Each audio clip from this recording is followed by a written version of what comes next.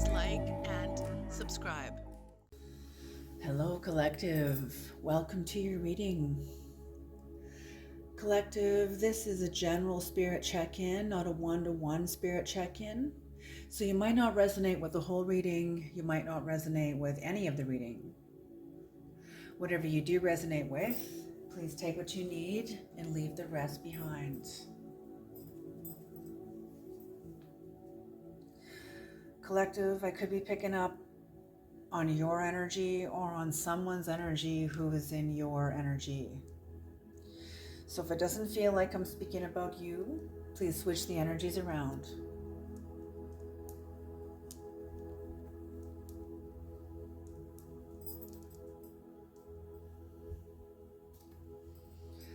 Creator, Holy Spirit of the Most High, ancestors, grandmothers, and grandfathers of the highest realms, please bless this reading. Please bring in the knowledge and the wisdom of the Most High for the highest good for the collective. Thank you.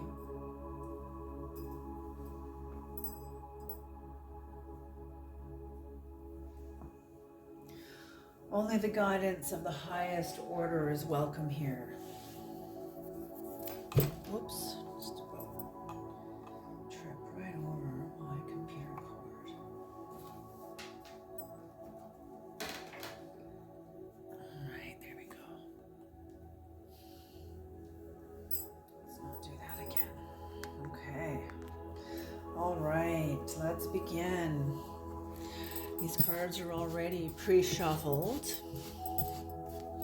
And I'm going to shuffle them again anyway, just because.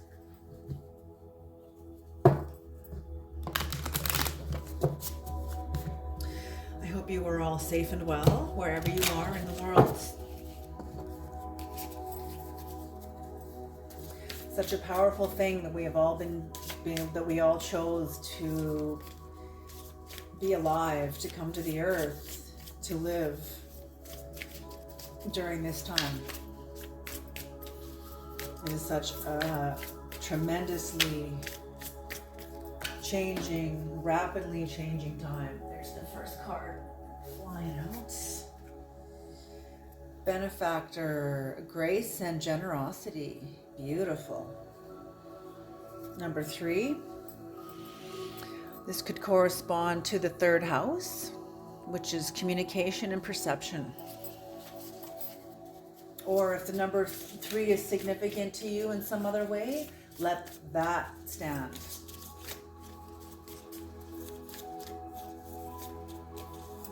Okay.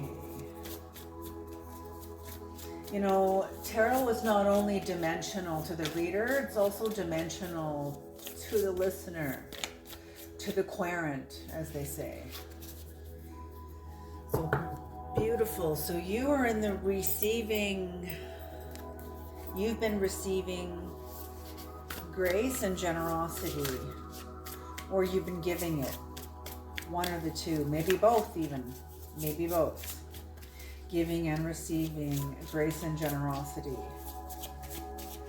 Look at the pink around the card, very beautiful.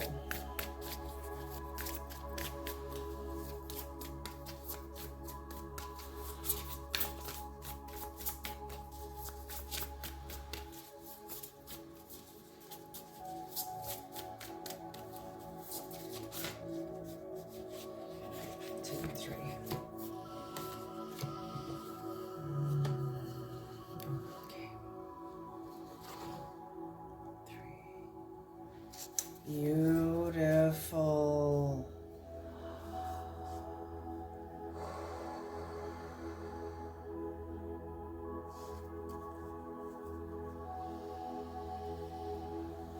Holy smoke.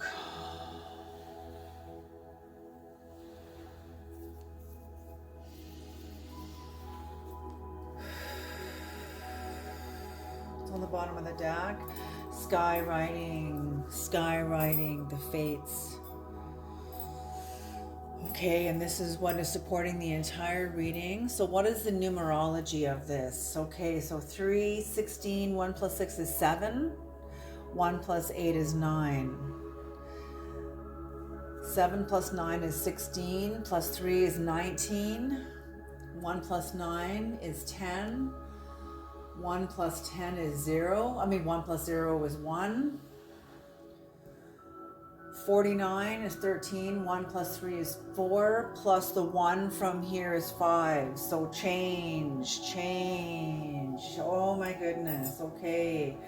And I'm getting the time span of this is like a long time, like even decades, okay? This is not just one and done. This is not just in the last week. Maybe for some of you it is. Like we say, tarot is dimensional. So put these energies where they fit, okay? Okay, so in the past you gave, I feel like you gave and received because of the energy that you end up in. You gave and received grace and generosity. This is what protected you.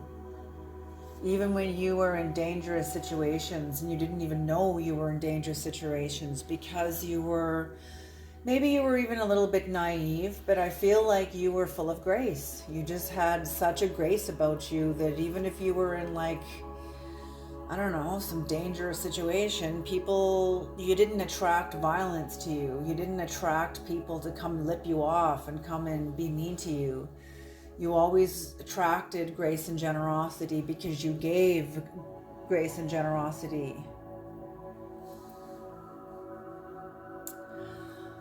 The empty well, time to replenish. Yes.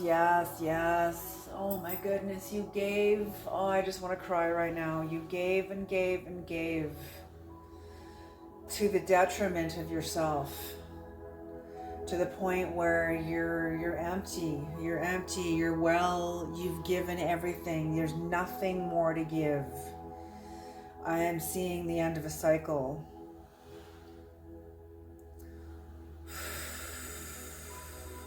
I'm hearing overgiver.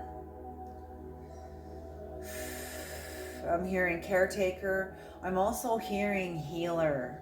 See, overgivers and caretakers are shadow elements of healers because you want to caretake and look after them. But what a lot of healers know is that the client heals themselves. You're just guiding them. You're a true shaman or practitioner. Yes, the client heals themselves through their surrender to the process. Okay, let me say it that way. That's much more clear. To the surrender of the process, their trust in the shaman or the doctor or whoever they're working with, and then their surrender to the process of what that doctor or healer or shaman takes them through. Okay?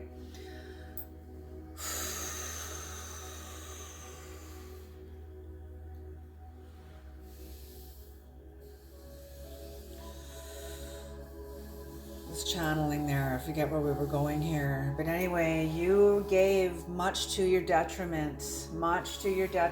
You gave of yourself. You emptied out. Okay, overgiver. Thank you, Creator. Overgiver and caretaker. I feel like you fulfilled these roles with the belief that they would get you to where you wanted to go. They would bring you to not even to where you wanted to go, but to where you wanted to be within yourself. And instead of elevating you to a position of, maybe it did elevate you, but it also depleted you.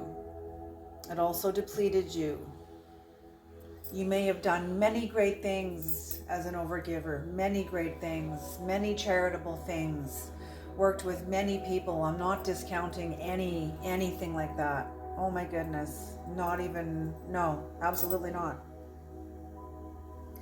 But oftentimes in our culture and in the spirit of, see, you doing this because you live out of your own heart. And the heart, like Ram Dass says in his teachings, the heart wants to give it all away. Give away your car, give away your house. And then the ego steps in. Now, just a minute here. I still have to get to work. I still have to live. You have to, like, come on. They say follow your heart, but take your brain with you. You know, you know what I mean? And I'm feeling like you were taking your brain with you, but you were investing in a certain role, thinking it would take you. This is for some of you. Not all of you, but for some of you, you invested in the role of caretaker rescuer, thinking that if you fulfilled this role to the best of your ability, that it would earn you something within the world, like socially, maybe not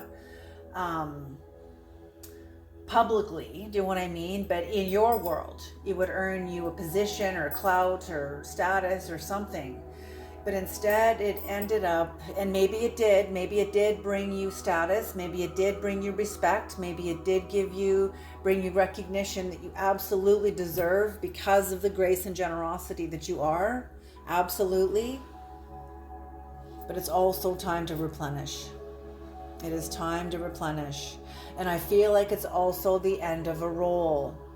It's the end of a role. You have given everything and done many great things with your life, for others, helping others, charitable. That's what I'm feeling. You gave and gave and gave. And even if you are an anonymous angel, I feel like I'm speaking to many anonymous angels. But you replenishing, something happens between here and here. This is the path of number 7. So there's some sort of a spiritual, maybe you empty out, and what's uncovered at the bottom of your well is maybe some sort of access to divinity. I mean, the book of Ecclesiastes states in the heart of every human being is hidden a secret, and that secret is eternity, but it's in the heart. You can't think your way there. You can only feel your way there. But you got to take your brain with you too. You got to take your brain with you too. Otherwise, the gods will take you for a ride.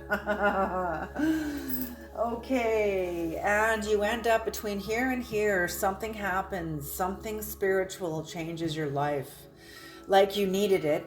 Seriously, like you're already spiritual here, but I feel like you poured out onto the earth, into other vessels. I feel like you poured into other vessels. And now it's time for the Creator to pour into you. And that's exactly what I'm feeling. Okay, what just came to me was, seek ye first the kingdom of heaven, and all these things will be added unto you. What that means is when you get the inside right, the outside just falls into place. And I'm feeling like you've always had the inside right. But I'm feeling it's now time to heal something internally that is honoring you. It's honoring you. Rising above the fray, eyes of the eagle. 9, 18. So 18 when broken down becomes a 9. A 9 is right before 10, which is completion. Okay. What is benefactor, creator, grace and generosity? What is benefactor? What is grace and generosity? Am I taking that? Yes. Okay. Yes, look at that. Of course, of course, of course, of course. You are incredible. Okay.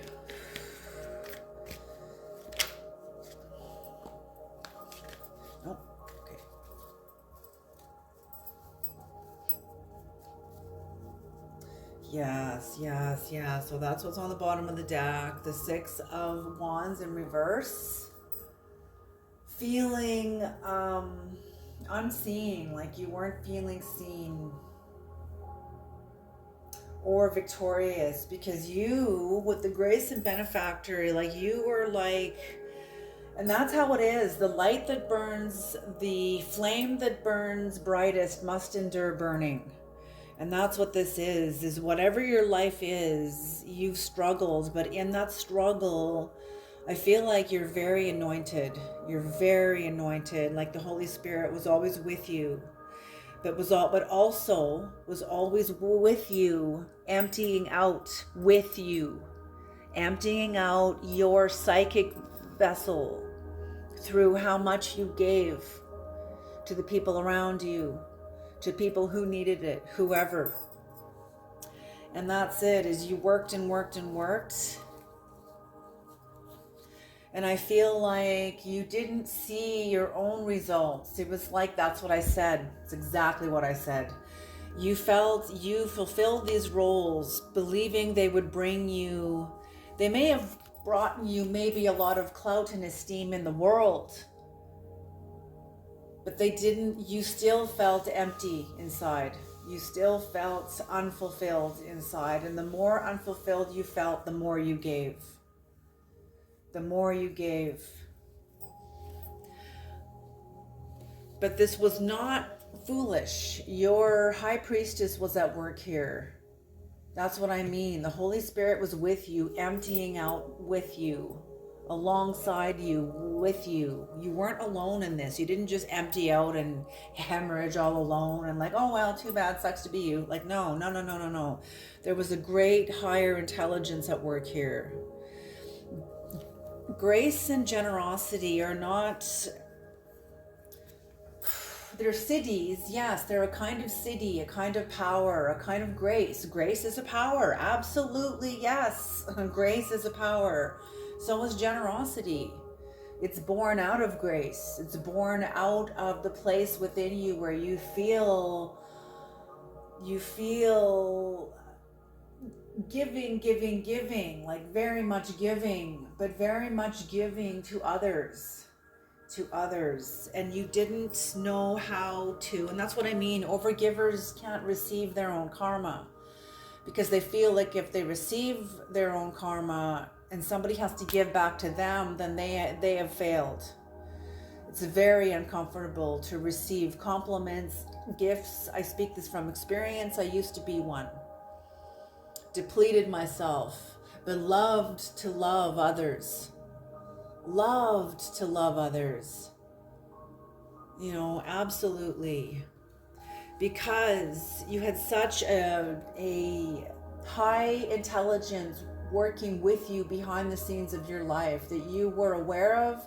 You weren't in control of it. It's just a part of you. It's like, are you in control of your organs? Absolutely not. They're just a part of you operating with their own intelligence, with the body's own intelligence.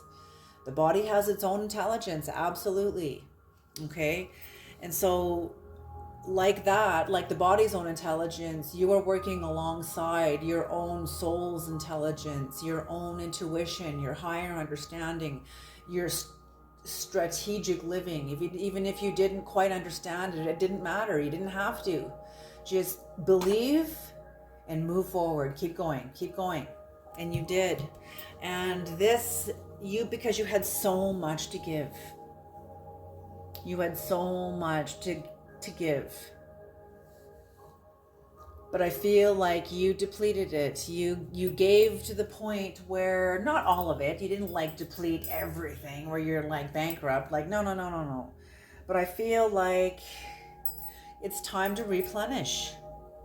And there's another intuitive intelligence. There's another intuitive instruction, intuitive intelligence of instruction from you, by you, to you, about you.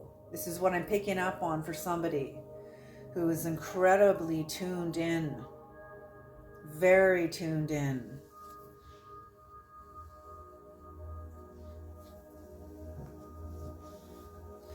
You know, I'm hearing Cat Williams when he says something like, if you love this world, then you don't love God, because this world does not love God. We live in a world where it is not safe to tell the truth. And when you do, you are instantly villainized.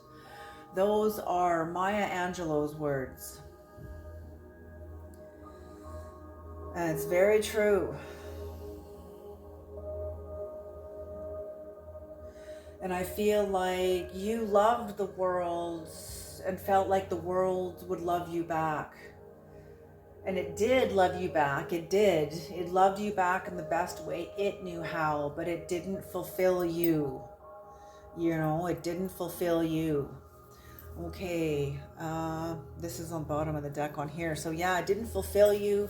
You didn't feel fulfilled. You didn't feel seen. You didn't, because you didn't really see yourself. You didn't really see yourself. And that's what you were emptying out of the belief that you weren't supposed to see yourself. And you gave and gave and gave and gave until all of a sudden you got to the bottom of the well. Yes, exactly. Oh, Creator, you're brilliant. When you get to the bottom of the well and all of a sudden, yes, you discover something there waiting for you. You. And you going, hi, hello, nice to see you. You know, it's now you coming online, you. But now you need to feed you. Now you need to feed you the proper food. Spiritual food, but also good earthly food, a good diet, lots of greens, lots of fruits, lots of fibers, lots of proteins, low on the sugar. Sugar's poison. I know, I'm an addict of it. Oh my God, let me tell you. It's been a struggle. Yes.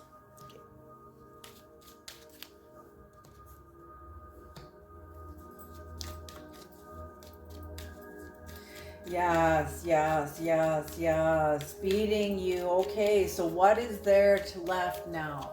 At the bottom of the well. Yes, goes into the underworld. That's right. Goes into the underworld, into your unconscious, where you get to take a look at the empty well. How do you replenish yourself? By feeding yourself with the soul food of your own shadow, of your own depths, of your own underworld. Understanding your illusions about giving, the illusions about being an overgiver, the illusions about, and if this doesn't resonate with all of you and it's not about overgiving,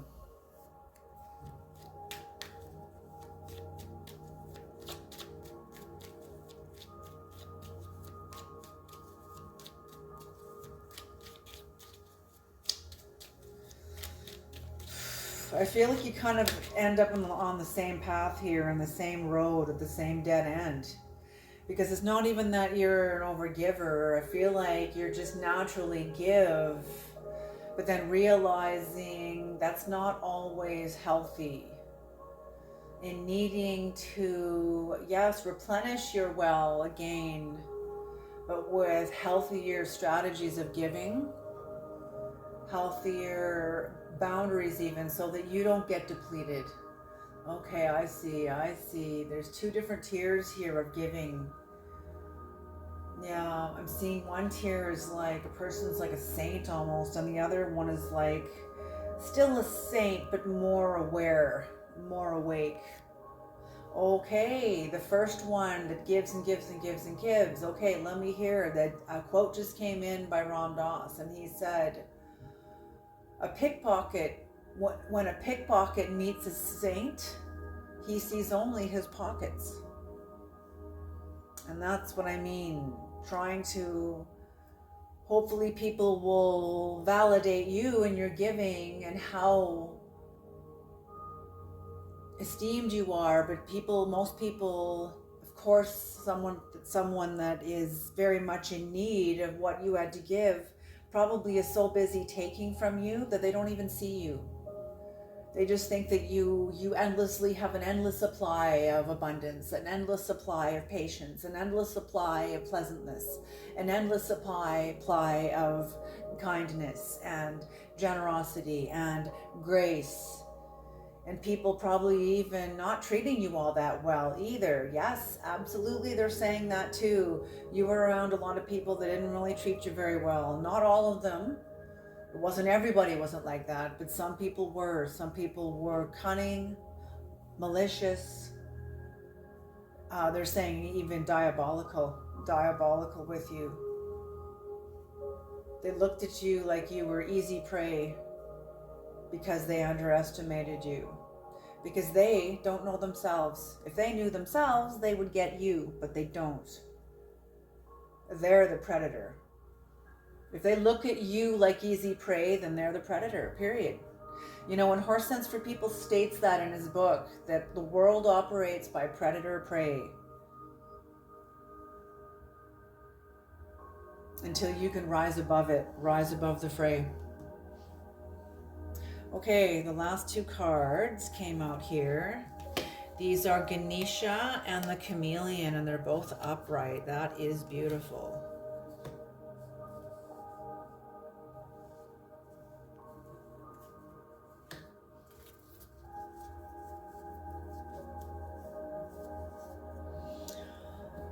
Actually, I feel these two go this way.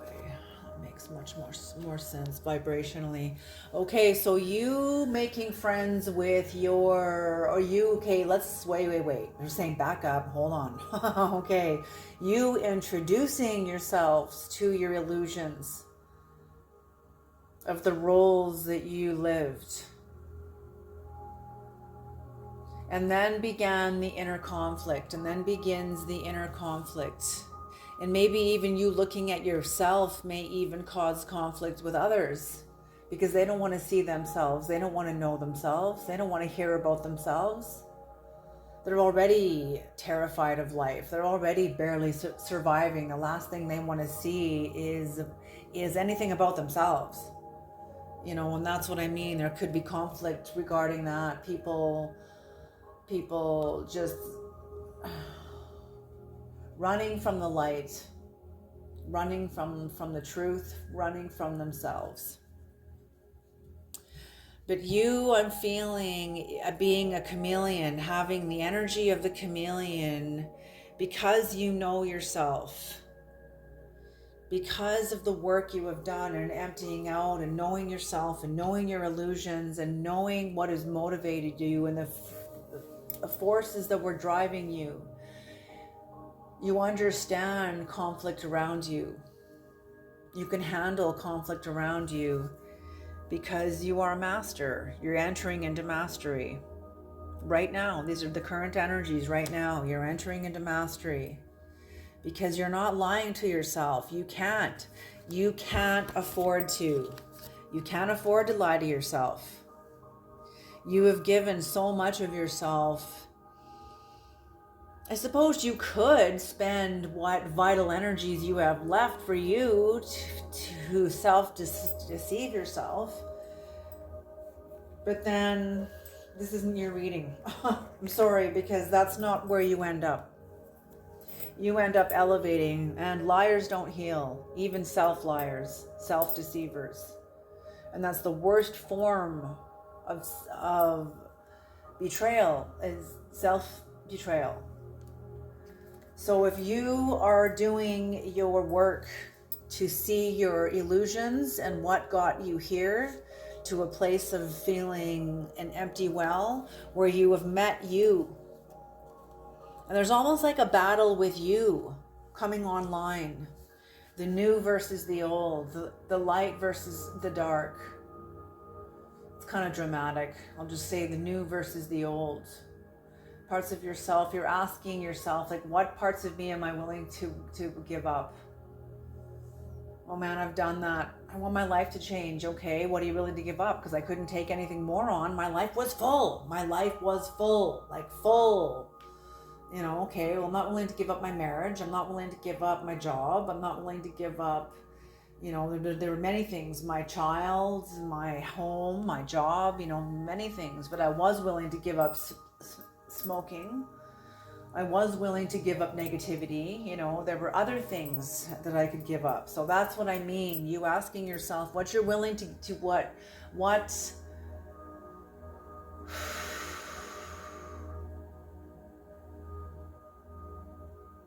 understanding how these behaviors served you, parts of yourself coming online, what parts of yourself do you need to let go of to nourish this part of you that's coming online, this part of you, this mastery, this inner master that's coming online that you need to feed and replenish now. You've uncovered this part of you. Oh, beautiful. What's on the bottom of the deck is judgment. So I feel like this is like self-judgment, like, and it's not bad, like, you know, you're not condemning yourself by any means. This is more being aware of who you are, and this awareness of who you are is causing a ripple in the field around you, in your morphic field around you. The people around you can feel this change in you. They can feel the shift in the magnetics.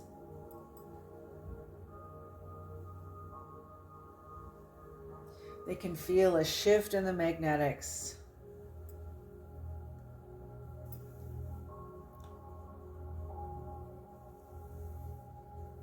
It's a disturbance, a disturbance. You're a truth teller. Whatever, you know yourself, and coming, and that's what this is. What you're feeding yourself is knowing your shadow, knowing your depths, understanding your illusions that live in the unconscious. These are the forces that are driving you. And with the intelligence of the dolphin, being able to navigate these, that's what I mean. Shaman. There's like a, I don't know if I said shamanic energy at the beginning of this reading, but it's definitely shamanic energy, but assuming the intelligence of the dolphins and being able to navigate these illusions and understanding how they serve you. In understanding how they serve you, yes, it causes... You had to get through your own inner conflict in order to understand the outer conflict around you. Understand it. Stand up for yourself when needed. But also being a chameleon, knowing how to pick your battles, knowing how to camouflage yourself and get out of a conflict too. Yeah, absolutely. Because their inner master is here. You know, when Gao Yao was a master also too. He was a holy man, a wise man. Okay, what is number 18 creator? Eyes of the eagle rising above the fray. What is this, creator? What is this? Eyes of the eagle rising above the fray. What is rising above the fray?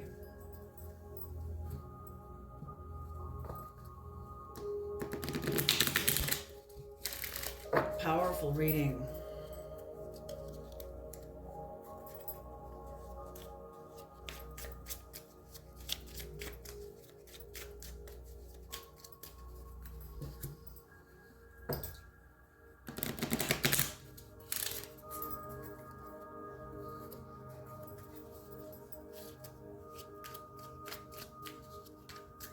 Yes, and for those of you that weren't overgivers, these understanding your shadow and understanding the battle helps you absolutely enter into your inner master areas of managing your own power so that you don't deplete yourself. And that's what this was about. Managing your own relationship to power, managing your own power by understanding your relationship to power, by your illusions, by the illusions which are the forces that are driving us all, is our desires.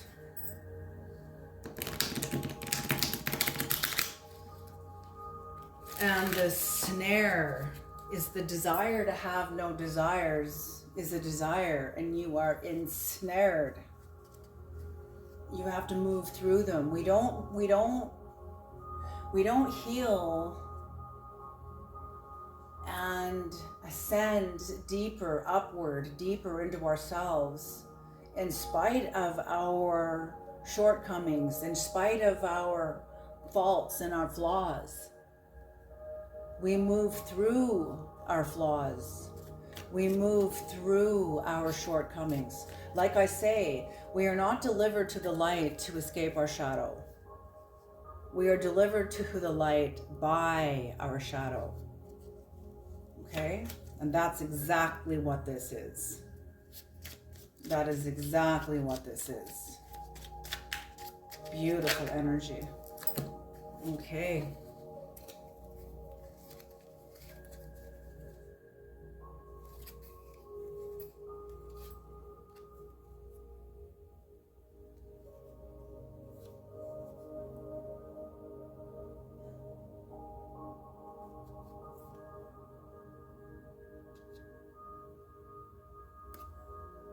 Oh, weird. Okay, this is not your energy. Because you're not going to go into mastery and then get all stressed out and start lying to people and denying. Oh, the other thing I was going to say is that knowing your shadow, knowing your illusions and how they feed you is part of your purpose. Becomes how you feed yourself, becomes your new food source, is knowing your illusions. And you'll get new illusions all the time. We're part of the culture. We're products of the cultures that we live in. You know, some of us buy into false news. There you go. Fake news on the internet. That's an illusion. And even following what other people say, that's an illusion. You know, even though we want to trust people and we want to be part of the community and believe people and like all of it, you know, it's all very intricate and very complex. But anyway, yes, you knowing your illusions will become for both of you guys, overgivers and for people that are incredibly just givers. Knowing your illusions is going to be the foundation of your new life, of your new sense of identity, your new sense of self. Absolutely. That was very important. That needed to come in.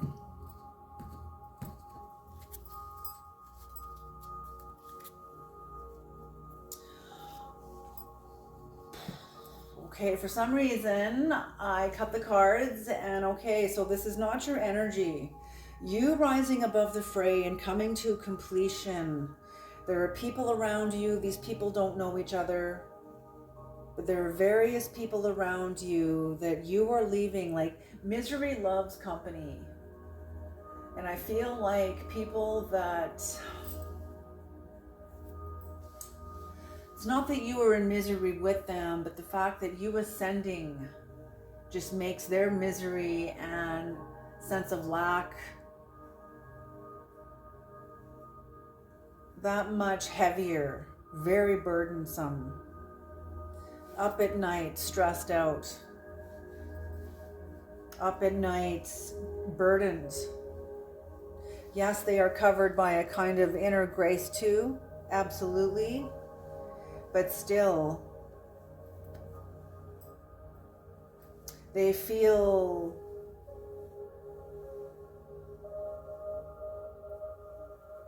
just very poor inside. Like they can't reach you anymore. These people, whoever has been a part of your life, and I feel like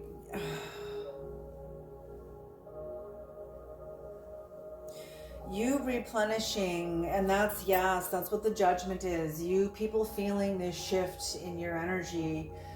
For some of you, I feel like you had to close the doors. You had to close doors within maybe family, friends, workplaces, whatever this is, marriages even with your own children.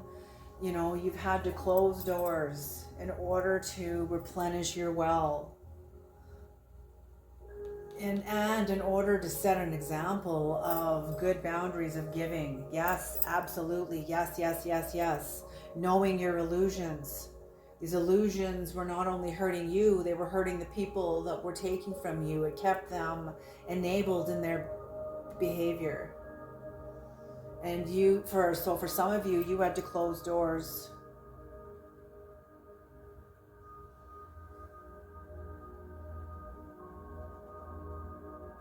But either way, the people that used to know you, that maybe you're toxic, can't reach you anymore. Some of them are very stressed about this. They're very stressed in their own life, facing forward. I feel like some of these people were the people I spoke of earlier that weren't very nice to you, weren't very kind to you. Now seeing you rise above the fray, see you elevate yourself where you're no longer in the power struggles anymore. You're no longer, they can't bring you down. They can't trigger you. They can't even reach you. In order for them to reach you means they're going to have to do some inner work to elevate. By the time they elevate to where you are, that desire to fuck you up can't survive that process. It won't survive that process. It's not that it can't, it's that it won't survive that process. And that's what I feel about you. You have and that's what I mean. Rising above the fray, and the entire energy of the reading is skywriting the fates. By you choosing to honor you, you have aligned yourself closer or onto the path of your destiny. You know, Christ said, I am the truth, the way, and the light. That's a 2,000-year-old language, and he's trying to say that what is in him is the way to God. And he's saying when you find that truth within you about who you truly are, that's your doorway to God. Then you are the truth and the way and the life. And that's true for every single human being. That's why I say we're all the Christ.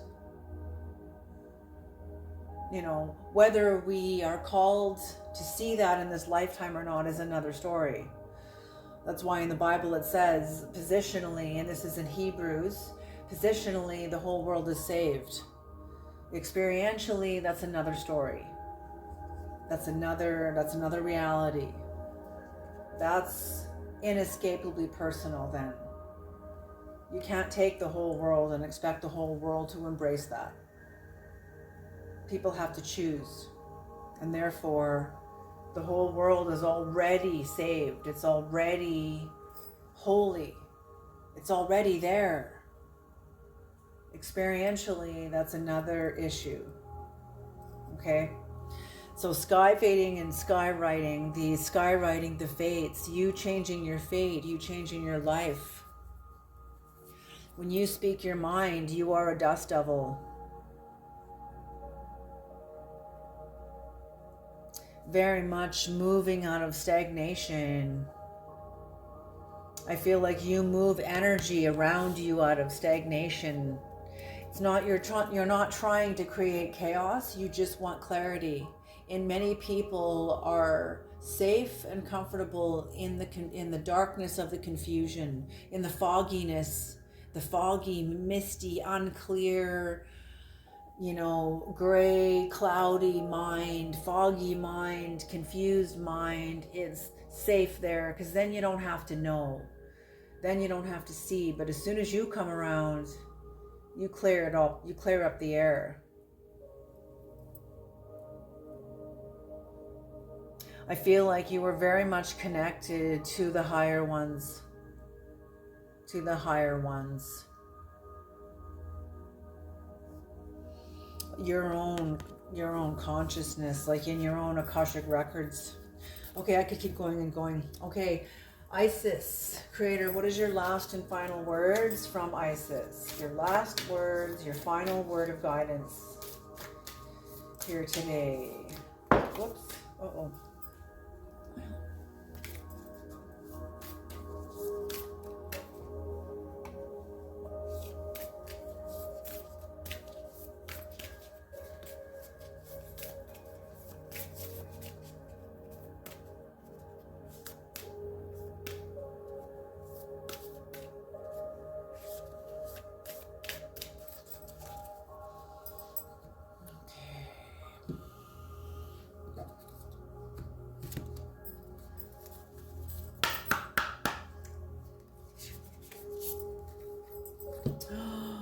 High Priestess, mysteries revealed in the eyes of Isis.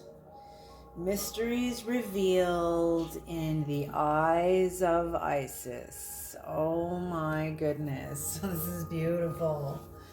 What did I say? Who has been at work behind the scenes with you the whole way? Okay. Absolutely. The High Priestess.